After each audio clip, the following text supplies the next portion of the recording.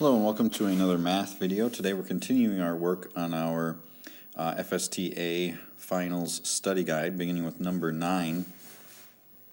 So number 9, we got a triangular lakefront lot. It's got a perimeter of 2,400 feet. So we know, so the perimeter is 2,400. One side is 400 feet longer than the shortest side. Third side is 500 feet longer than the shortest side. Find the lengths of all three sides. So I'm going to have x equal the shortest side. And so the perimeter is going to just equal the sum of all three sides. So we'd have x for the shortest side. The next side they mentioned was 400 feet longer than the shortest side, so x plus 400. And the third one is 500 feet longer than the shortest side. Mix that up there, so x plus 500. I'll just do parentheses to emphasize. If we combine like terms there, we get 3x plus 900. And now we're just going through and solving this equation. So we subtract the 900 from both sides. So that gives us 1,500 equals the 3x. Divide by 3. We find out that x is 500. So if the shortest side is 500, then just maybe list these over here. So 500. The next side is 400 more than that, so that would be 900. And the longest side was 500 longer than the shortest side, so that would be 1,000. And that does add up to 2,400, so that seems to make sense there. Number 10, again, we spent a lot of time working on this type of word problem when we were on this chapter. Let's see, Marty's got an inheritance of $50,000. She invested part of it at 8%, deposited the rest at 9%. Total income from the investments was $4,100. Find the amount invested at 8%. So if I just call these like A and B, so A plus B, the two amounts of the investments, equals a total of $50,000.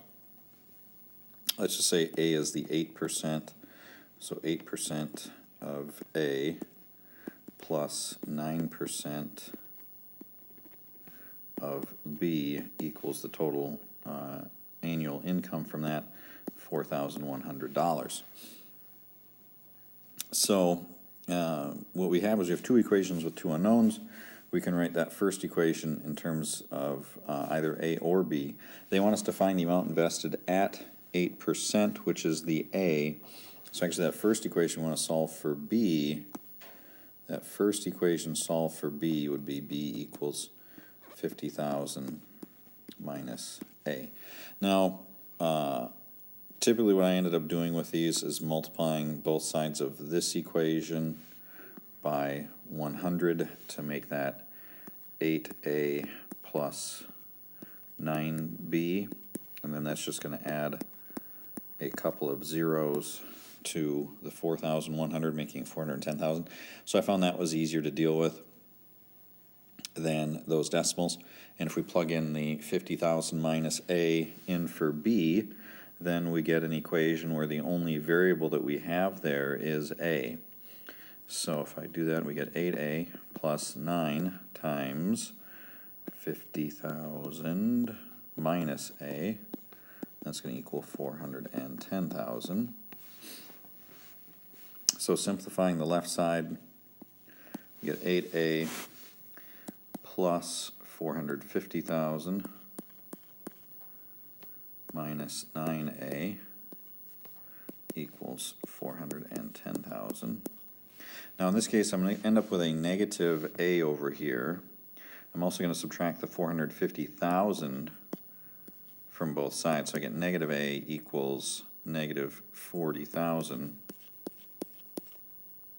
And so then A has to be the 40,000.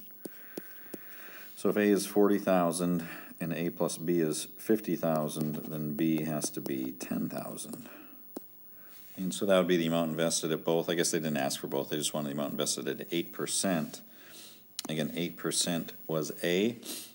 And again, we can figure that out from right here, 8% of A. So really, we're looking at A. The amount at 8% was 40,000. Number 11, the chemical mixture problem. again, another one that we spent a lot of time on. So how many liters of a 20% solution do we have to mix with 60 liters of a 60% solution in order to get a 30% solution? So we don't know how many liters of the 20% solution that we have to add to the 60 liters of the 60% solution in order to get a 30% solution. Now, one of the tricks in this is that we don't know how many liters our end solution is going to be because we're adding to the 60 liters we already have. And so then the amount that we have for that would be 60 plus A. Again, with this one, you could multiply to get rid of the decimals. If you did, you'd want to, in this case, multiply by 10. If the concentrations were a little bit weaker, you might multiply by 100. But in this case, we get 2A plus 6 times 60. I kind of flipped that around. Is going to equal 3 times the 60 plus A. So we get 2A plus 360 equals 180 plus 3A. I would put the A's on the right, so subtracting 2A, subtract the 180, and so we actually get 180 equals A. So A is 180 liters, so we have to add 180 liters of the 20% solution to the 60% solution to get that down to a 30% solution. Okay, so number 13 for the compound inequality, give the solution set in both interval and graph forms. So here we have to solve each of the inequalities separately and then put them together on the graph, and also put that in interval notation. Again, the and or is important here. Again, and means only where it overlaps, or would be anything covered by either inequality. For that first one, negative 6 less than or equal to 4x minus 6, we would start by adding 6 to both sides. We get 0 on the left. That's a little bit weird. Still divide by 4, but 0 divided by 4 is 0. So we get 0 is less than or equal to x. If you want to flip that around, that'd be x is greater than or equal to 0. And we do the other one. 4x plus 6 is less than 22, so subtract the 6. We get 4x is less than 16. Divide by 4. Get x is less than 4. So x is greater than or equal to 0, and x is less than 4. So we put a bracket at 0 facing to the right, a parenthesis at 4 facing to the left, and we connect them on the number line. So our interval notation looks just like that, 0 to 4, with a bracket at 0 and a parenthesis at 4. Same sort of thing for number 14, but this one is OR. So we solve those two inequalities separately. We start with this, 6x minus 4 is less than 2x. You know, I would probably actually add the 4 and subtract the 2x. Just to keep that positive, you could do that differently. Divide by the positive 4, we get x is less than 1. Or, and we work with this one, negative 4x less than or equal to negative 12. Now if I divide both sides by that negative 4, of course you all remember what we need to do with that inequality is we flip the inequality. And so I get x is greater than or equal to 3. So less than 1 or greater than or equal to 3. So we put a parenthesis at 1 going to the left, a bracket at 3 going to the right, and in our interval notation we do need two intervals. One would go from negative infinity up to 1, and we union that with, starting at 3 and going up to infinity. So that's what that interval notation looks like for that one, along with the graph there.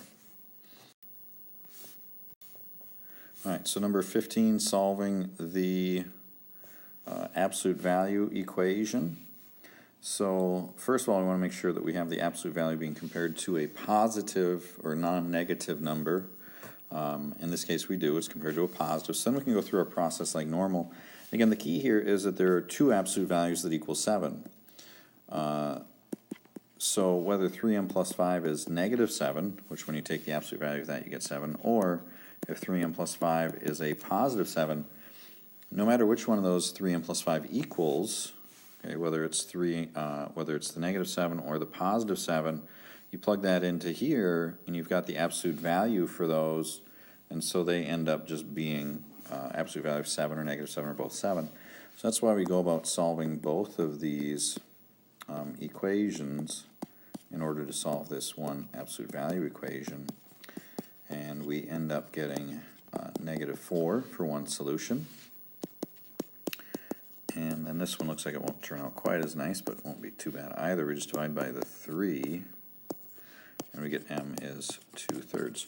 So 2/3 for one, negative 4 for the other. So those are the two solutions for that equation. Again, it's an absolute value compared to a positive. We get to go ahead and do that. Here we're solving the inequality. We want to, let's see, I get the whole set of directions. Solve the given equation or inequality. If an equation is given, then write the solution set in set notation. If an inequality is given, then write the solution in interval notation. Alright, so we're going to go for interval notation then, since this is an inequality. We've got 5k plus 9, or absolute value 5k plus 9 plus the 1 is less than 9. Now, I can't emphasize this enough because I'm sure someone will forget to do this. Before we can set up our two inequalities, we have to first isolate that absolute value. We can't do this with the plus 1 over there. Now we can see we are comparing the absolute value to a positive number, so we set up our two inequalities. I like to do the flipping and switching on my first inequality, so I do 5k plus 9 is greater than a negative 8. And then this one is going to be or, again if it's, or actually sorry, this one's and. I was looking at the wrong thing. It's and, I know that because the original absolute value is less than the positive number, so it's going to be and so and the 5k plus 9, and this is my normal one, is just less than 8. So again, flip and switch on the first one, and again that just kind of lines things up nicer, and then keep this one normal. And there's a few other ways you can do this too, but this one works out very well. So we subtract the 9 from both sides. 5k is greater than negative 17. Divide by 5, kind of not a nice number, but greater than negative 17/5. And then same sort of thing over here, subtract the 9. We get 5k is less than negative 1. Divide by the 5. We get k is less than negative 1/5. And like I said, this is actually going to be an and again I know that from looking at the original inequality, absolute value inequality, once it's isolated and I can see the absolute value is less than something, so it's going to be and, it has to come together. Now it asks for interval. It might help to look at the graph first. It just makes that easier. So if I have negative 17/5, that would be over here somewhere, negative 1/5 would be over here somewhere, and we would have greater than negative 17/5, less than negative 1/5, so it would look like that, and that can make it easier to create that interval notation. So again, this is the answer they're looking for, but sometimes it would be helpful to look at the graph first. So solve the inequality, graph the solution set is what we're looking for on this one. A little weird because it's a 5 minus an x in there, but try not to let that throw you off. We would still set up our two inequalities. Since the absolute value inequality, or the absolute value is greater than the 9, this will be an or. So 5 minus x less than or equal to negative 9, or 5 minus x greater than or equal to a positive 9. Let's see, so solving those two separately, we would subtract 5. We get the opposite of x is less than or equal to negative 14. Now when I divide by that negative, I'm going to have to flip that inequality. So x will be greater than or equal to a positive 14. Same sort of thing here, subtract the 5, negative x greater than or equal to 4. If I divide by that negative, I have to flip the inequality. So x is less than or equal to negative 4. And like I said, this one would be an or, compound inequality. And they wanted us to graph it. Oh, hey, they got the graph already. That's nice. So less than or equal to -4. Let's see, this must be -4 right here. Go this way. Greater than or equal to 14 would go that way.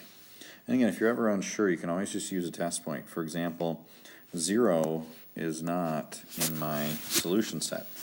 So if I plug 0 in there, it shouldn't work. Well, 5 minus 0 is 5, sorry. And the absolute value of 5 is 5, and 5 is not greater than or equal to 9. So it makes sense that 0 is not in my solution set. And you could do the same thing with checking numbers that should be in your solution set, like even -4 and 14, or if you want to go 15 and -5. Those would all make that inequality true. So you can check that if you're ever not totally confident of that.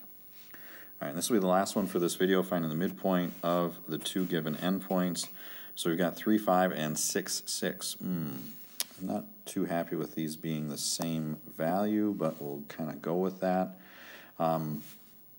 Again, really and people forget the midpoint formula all the time, and I get it, but at the same time, it's really a pretty simple deal.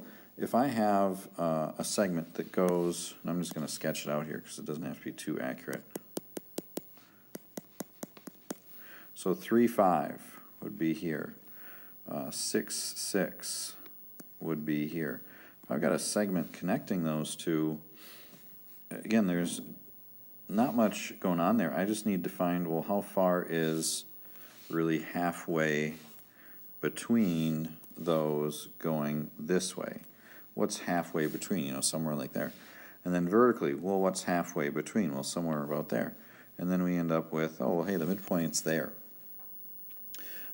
Again, so even just a very rudimentary idea of what that midpoint would be, the x-coordinate has to be between 3 and 6. The y-coordinate has to be between 5 and 6. And so really what it comes down to is really just averaging our x-coordinates. In the formula, it just looks like this. We just take those two x-coordinates, and again, it gets a little technical because we call them x sub 1 and x sub 2, and we just average them. And, you know, I say average even though we're dividing by 2 because when you add two things together and you divide by 2, you are finding the average of those two values. And we do the same thing with the y-coordinates. We add the y-coordinates together and we say, well, what's the average of those two numbers?